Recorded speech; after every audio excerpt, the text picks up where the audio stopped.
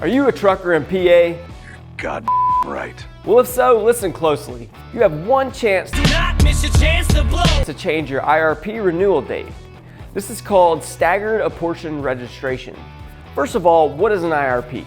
Well, IRP stands for International Registration Plan and is required in Pennsylvania and other states for commercial motor vehicles operating interstate or across state lines.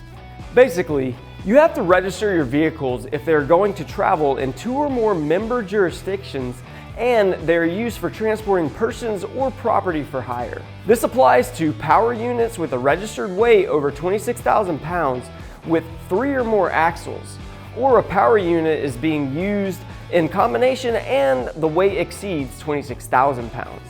If the vehicle or combination weighs 26,000 pounds or less, or is a 2-axle vehicle, they may be apportioned at the option of the registrant. So let's talk real quick about what the staggered apportioned registration is. A few things are changing. There's a new legislation directing PennDOT to establish a system of staggered apportioned registration renewal. They're expected to do this in a way that apportioned registration will expire in no less than 4 periods throughout the year. So to implement and maintain this staggered system, PennDOT may prorate annual apportioned registration fees. Basically, this is going to be a one-time option during the 2024 to 2025 renewal year and will allow current apportioned registrants with a fleet expiration date in the month of May to change their expiration to a different month. Once this change has been made, there's no going back. If you have any questions now, please contact us by email, phone, or filling out the form below, and one of our DOT licensing specialists will help you out. As far as your renewal invoice goes, depending on the new expiration month, your renewal invoice will be prorated between 6 and 17 months, and you may be required to renew your fleet registration twice in the initial year of the change. After that first year, all is back to normal, and a 12-month billing cycle will resume. There are some benefits to you taking advantage of this opportunity. First of all, it gives you a chance to better manage your cash flow. Maybe you have a busier time of the year than others and want to make these payments at certain times of the year. Also, there's a chance to avoid the processing delays. If everyone is getting their renewals done at the same time, of course it's going to cause a bottleneck in processing registration renewals. Just to give you a better idea of what this looks like, let's go over a couple of scenarios. In scenario 1, you have a May 2024 fleet expiration and decide to move it to November. In this case, you will be billed 6 months of registration fees to be paid by May 31st, 2024. The fleet registration period will be June 1st, 2024 to November 30th, 2024. And you'll receive a renewal notice in August that is due in December 1st, 2024 for the new December 1st to November 30th billing cycle. In scenario 2, you have a May 2024 fleet expiration but choose March as the new fleet expiration date. In this case, you are billed 10 months of registration fees to be paid by May 31st, 2024. The fleet registration period will be June 1 to March 31st. You will receive a renewal notice in December that will be due on March 31st, 2025 for the new April 1st to March 31st renewal cycle. In scenario 3, you have a May 2024 fleet expiration but choose October as the new fleet expiration date. In this case, you're billed 17 months of registration fees to be paid by May 31st, 2024. The fleet registration period is going to be June 1 to October 31st. You'll receive a renewal notice in July that will be due in October 31 of 2025 for the new November 1st to October 31st renewal cycle. Hopefully this is clear for you, but if you have any questions at any time, please call, email, or fill out the form below and a DOT licensing specialist can help you out. Something we talk about on a regular basis are fees, and today we're going to discuss UCR fees. Unfortunately, if you want to run a trucking company, you have to accept that you're going to have to pay for things that you didn't really expect. So I have good news and bad news. The good news is that fees for 2024 are reducing by 9%. This is after a 31% reduction in 2023. The bad news is that the fees in 2025 are expected to increase by 25%. This is based on recommendations from the UCR Plan Board. Basically, this is a federal requirement when revenue collections from the UCR plan result in a shortfall or a surplus. If you need help getting your UCR registration, you can always call or email us or fill out the form below. The increases will vary between $9 and $9,000 per entity. Hold on. Don't freak out just because I said $9,000. The increases are separated by brackets and depend on how many trucks you own. Take a quick look at the table on the screen. The less trucks you have, the smaller the increase. For the majority of our viewers and clients, you will most likely fall into brackets 1 through 3. So your increases will only be in the $9 to $55 range. On the bright side, these fees aren't necessarily at an all-time high compared to increases in the past. They're still going to be less than the fees during the 2019 to 2022 registration years.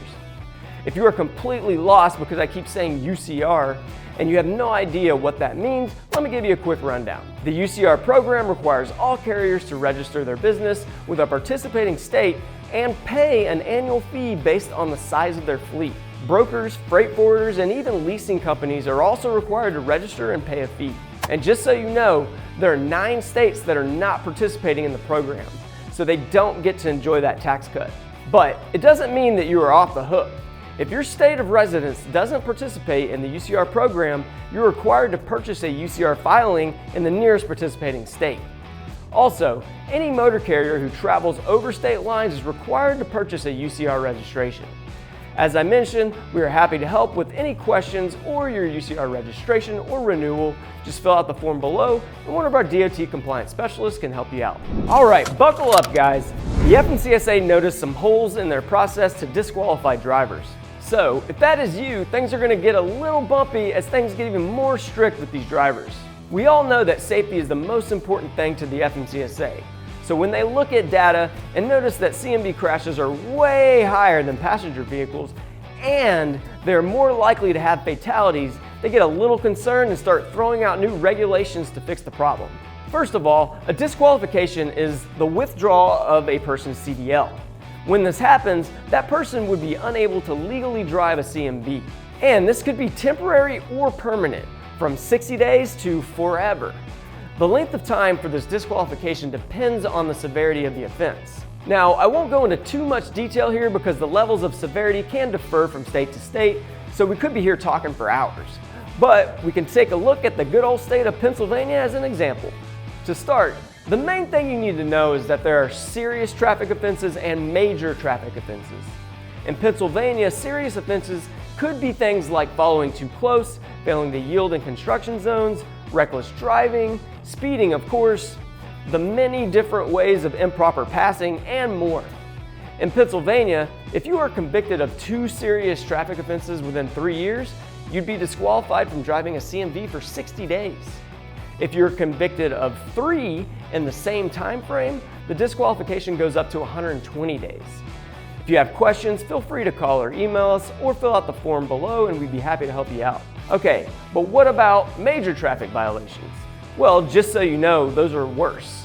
A major traffic offense is what can lead to that lifetime disqualification I was talking about. But the kicker here is that some of these major offenses could apply when something happens in your personal car. Let's say you go out with the boys on Friday and have a few drinks. When you're leaving, you're thinking, I'm fine, I can drive. I only had 3 beers this time. Last time I had 8 beers and made it home fine. Wait, this isn't my car. Okay, sorry, maybe you can hold your alcohol better than I can. Well, what you didn't count on is that DUI checkpoint that is so conveniently placed on your way home. You also didn't think about the fact that you were drinking IPAs for the first time, which are way stronger. So you get pulled over, randomly of course, they make you blow, you're over the legal limit, and off to jail you go. Well, that is one of those major offenses in your personal vehicle that will lead to a disqualification from a CMV. And that is only one example. There are a bunch of others in PA that can lead to major issues for truck drivers. Just take a look at this list. I know, it's crazy, right? Now, you can have your CDL restored, but if you did the crime, you gotta do the time. So just serve the time required and pay any fees, and you should be good to go. Now, the FMCSA did do some detective work because they wanted to know how states deal with these violations. Do they catch all the bad stuff? Do they disqualify drivers when they should? As it turns out, there's room for improvement. They found that there are lots of points in the process where things can go wrong, from the cop issuing the violation to the court decision. In addition to records getting lost, sometimes serious violations can get downgraded in court. And even after disqualification, there's a big chance that it would not even be detected in a roadside inspection. The FMCSA has made recommendations to fix the issue, which you can read about in the article linked below, but the gist of it is the paperwork needs to be tightened up, officers need better training, and we need to dig deeper into disqualifications to find any patterns. If you have any questions or concerns about these rules, you can call or email us at the information on the screen, or just fill out the form below, and one of our DOT compliance specialists will help you out. The DOT loves February because it's a time when love and the fresh smell of urine are in the air.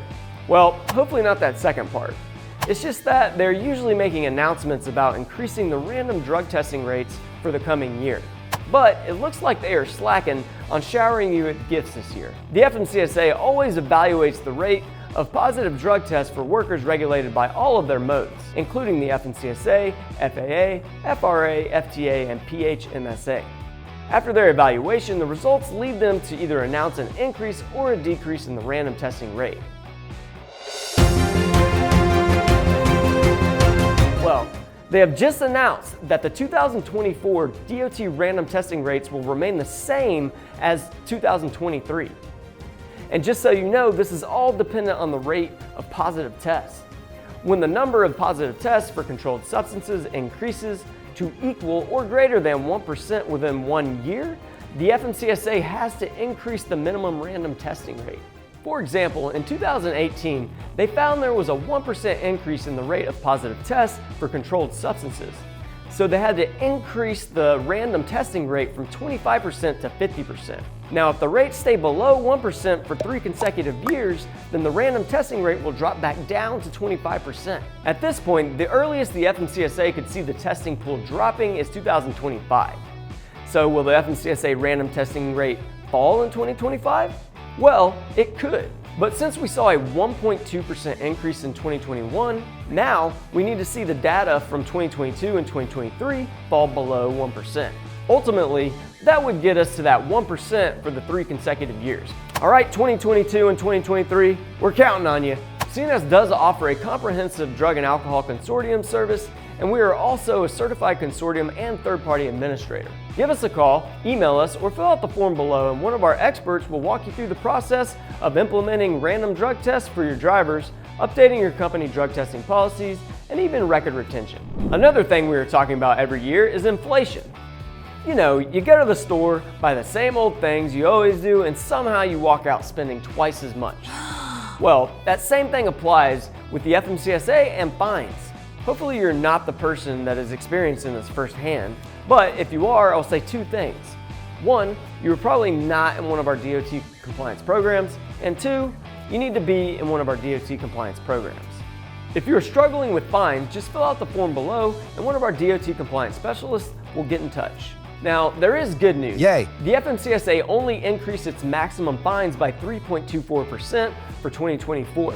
This is nothing compared to the 6.2% increase in 2022 and the almost 8% increase in 2023. So what maximum fines were increased? Well, first of all, what do you think the most common fine was for 2023? Hours of service violations, drug testing, vehicle maintenance, and falsifying driver logs. You're exactly right. The most common fines in 2023 were for hours of service violations, drug testing, vehicle maintenance, and falsifying driver logs. With that said, in 2024, the maximum fines increased for a few things, including knowingly falsifying records, record keeping, and employers knowingly allowing employee violations of out-of-service orders. You can check out the article in the description below for more details on the exact increases of those fines. I will say that some people deserve the fines, but sometimes others are trying to do the right thing and are just unlucky.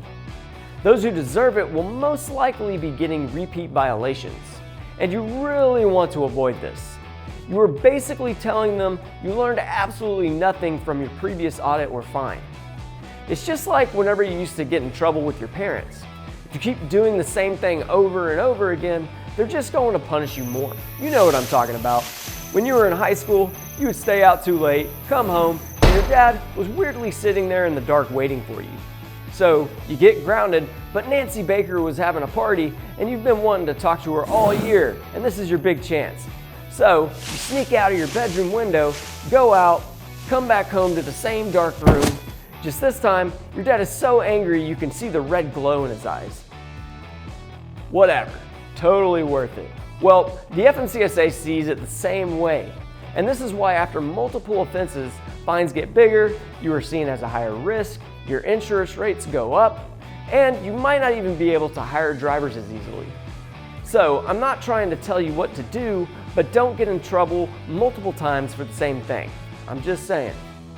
An easy way to prevent those repeat violations is to become proactive. Don't wait for a problem to happen and fix it. Just prevent them from happening altogether. Trust me, it will make your life so much easier, and ours as well. When you come to us after the issues have started, it's way harder to get everything fixed. Unfortunately, that's how a lot of our clients come in though. So we are urging people to be more proactive with safety and compliance. If you are having one compliance problem like qualifying drivers, we can help with that.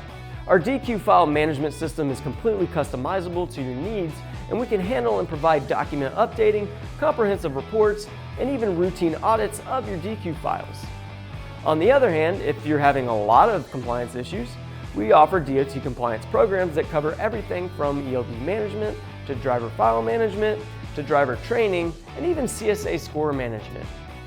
If you think you need help, just give us a call, email us, or fill out the form below, and one of our specialists will help you out. Hey guys, you all probably already know that you don't mess with the government. When they say jump, you say how high. Well, in most cases. When it comes to insurance and increasing the minimums for commercial insurance liability, you need to keep your feet planted, question it, and speak up. Why? Because they are discussing increasing minimums from $750,000 to $2 million and maybe even $5 million. According to Denny Beecher, the president of RT Specialty, this has been a discussion that has been happening for his 30 years in the business and probably even longer than that. Not too long ago, we had Denny on our podcast, Caution Wide Right, and he went into a lot more detail on this topic. We'll throw a link above, or you can go over to cautionwideright.com to check out that episode. Or if you have any questions, just fill out the form below. So, every 4 years or so, there's a study to see if the $750,000 limit is adequate, and different groups have different opinions on this. Those who introduced the Fair Compensation for Trucks Crash Victims Act say that increasing the minimum insurance levels to $5 million would shield families from the financial aftermath of catastrophic truck crashes. Then you have the attorneys. Of course they are saying, increase it, increase it. They just want to create a bigger pot of money to win in lawsuits. Lastly, you have all the data analysts. They are saying, hey, just look at these numbers. Our data shows that 99% of insurance claims are settled at $1 million or less. We don't need to increase anything. I will mention that the FMCSA is hesitant about this increase. Because most lawsuits are settled out of court, they don't feel like they are getting enough data from insurance companies to make an informed decision on the increase. Either way, I'll have to go ahead and say that I side with the data analysts, and so should you, especially if you're a trucker. What do you think is going to happen if these minimums increase? Well, inevitably, the increased costs would be passed on to you, the truckers. And with insurance already increasing 42% in the past 10 years, more increases could cause a lot of problems for an industry that is already struggling. This would affect both large and small fleets, but larger fleets probably have self-insurance retention, which allows them to cover significant costs on their own. On the other hand, smaller fleets can most likely only afford first dollar liability, and this coverage starts from the first dollar of an accident's cost. So what do you think the increase in insurance premiums would look like? Well, let's look at a quick example. The premium increase would of course depend on the increase in minimums, But if a carrier is currently paying $8,000 to $10,000 a year in premiums, that amount could double or even quadruple if the minimum went to $5 million. If you have any questions or you're looking for an affordable insurance quote, you can call us, email us, or just fill out the form below, and one of our commercial insurance specialists can help you out. Okay, way back in 2022, the FMCSA suggested some changes to the guidelines that medical examiners use when assessing the health of a commercial truck driver. At the time, people were allowed to give their opinions on these proposed changes. After carefully looking at all the feedback for 2 years, correction, a year and a half. After carefully looking at all the feedback for a year and a half, the FMCSA updated the Medical Examiner's Handbook on January 22nd, 2024. The handbook has been around since 2008 and is actually a huge help for medical examiners in understanding the rules and regulations that need to be followed when determining if truck drivers are physically fit to operate CMV. So let's take a quick look at what was updated. First, there was a revision to the Vision Waiver Program and the Alternative Vision Standard. On January 21st, 2022, FMCSA published a new Alternative Vision Standard and eliminated the physical qualification. They have eliminated the special medical certification for certain drivers who participated in the Vision Waiver Study Program. And as of March 22nd, 2023, any existing forms under the previous rule have now become void. On a similar note, the FMCSA clarified the Alternative Vision Standard. The guidelines specified that an Alternative Vision Standard is only applicable if the worst eye cannot be corrected to meet the distant visual acuity standard with corrective lenses. It also emphasizes the need for a medical exemption if required. Second on the list was the topic of privacy. The FMCSA made changes to highlight the privacy rights of individuals undergoing examinations. Basically, they just provided clarification on a driver's privacy rights in regard to their exam results, which is considered to be personal. In the past, it was thought that an employer who may have paid for the exam has the right to see those results. Well, not anymore. On a side note, I don't know about you, but I don't want my employer to know that it burns when I pee just because they paid for my exam. So thank you to the FMCSA for that one. If you have any questions about these changes or anything else, you can always call us, email us, or fill out the form below. The third major change is related to the right of the drivers to get a second opinion. You know how sometimes when you go to the doctor and you're kind of wondering, did this person actually go to medical school? Was it one of those online schools or something? Or did they go to Lake Erie College of Osteopathic Medicine, which is, by my calculations, Google, the worst medical school in the country? Either way, drivers can now ask for a second opinion and an exam from another medical examiner if they want. They just need to provide the same medical information to both examiners. Fourth is the issue of incomplete examinations. The handbook now states that once a medical examiner starts an examination, the result must be reported to the National Registry, even if it was not completed. The fifth update is related to sleep apnea. All references to obstructive sleep apnea were removed. The condition should be diagnosed with an overnight lab-based sleep study and followed up by a multiple sleep latency test the next morning. Sleep apnea can be a serious issue when driving a CMV, not to mention the constant fighting it's going to cause with your spouse. So, if you feel tired all the time after a full night of sleep, and your wife or husband is constantly kicking you, rolling you over, or just staring at you in anger in the middle of the night, thinking about pressing the pillow firmly over your face, you might have sleep apnea. If you have questions about any of these changes, or need to address any of the mentioned medical issues with your drivers, like vision or sleep apnea, just give us a call, email us, or fill out the form below, and one of our occupational healthcare specialists can help you out. Well, that's it for this month. I hope you learned something. If you ever have questions, give us a shout, and we'll be happy to help.